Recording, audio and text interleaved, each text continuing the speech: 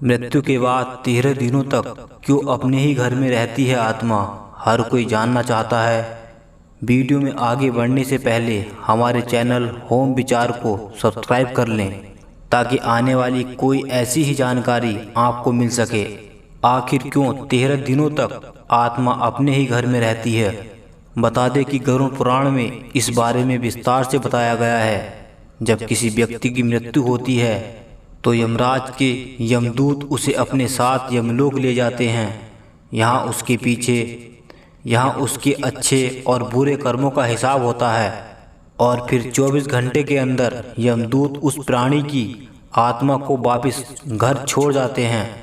यमदूत के द्वारा आत्मा को वापस छोड़ जाने के बाद मृतक की आत्मा अपने परिजनों के बीच भटकती रहती है और अपने परिजनों को पुकारती रहती है, लेकिन उसकी आवाज़ को कोई सुन नहीं पाता। यह देखकर मृत व्यक्ति की आत्मा बेचैन हो जाती है और जोर जोर से चिल्लाने लगती है।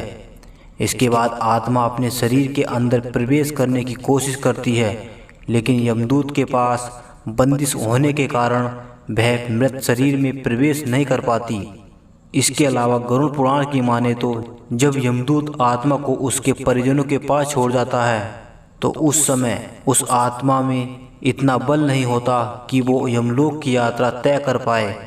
गरुड़ पुराण के अनुसार किसी भी मनुष्य के मृत्यु के बाद जो 10 दिनों तक मां किया जाता है, उससे मृतक आत्मा के विभिन्न अंगों की रचना होती है और जो 11वें और 12वें दिन पिंडदान किया जाता है, उससे मृतक आत्मा रूपी शरीर का मांस और त्वचा का निर्माण होता है। और जब 13वें दिन 13वीं की जाती है तो उस दिन मृतक के नाम का पिंडदान किया जाता है। उसी से ही वो यमलोक की यात्रा तय करते हैं, अर्थात मृत्यु के बाद मृतक के नाम का जो पिंडदान किया जाता है, उसी से ही आत्मा को मृत लोक से यमलोक तक यात्रा करने का बल मिलता है।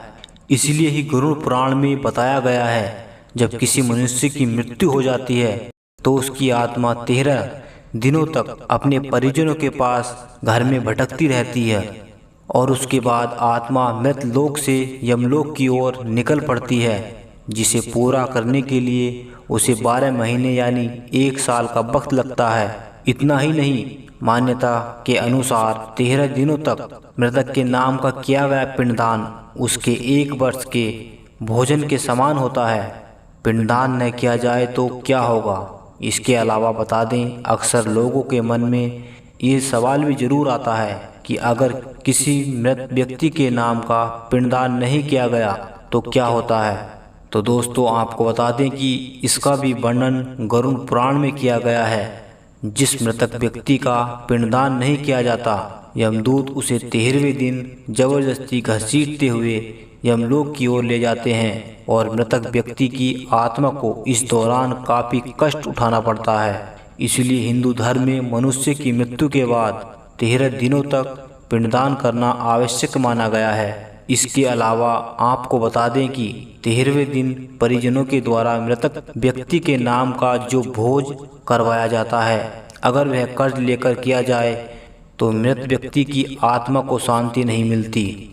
इतना ही नहीं, गरुड़ पुराण में यह भी बताया गया है कि जो व्यक्ति जीवित रहते हुए अच्छे कर्म करता है, मृत्यु के बाद उसकी आत्मा को यात्रा के दौरान यमदूत कोई कष्ट नहीं देते, और जो व्यक्ति बुरे कर्म करते हैं उसकी आत्मा को यमदूत यात्रा के दौरान कई यातनाएं देते हैं और आत्मा को कई कष्ट भोगने पड़ते हैं।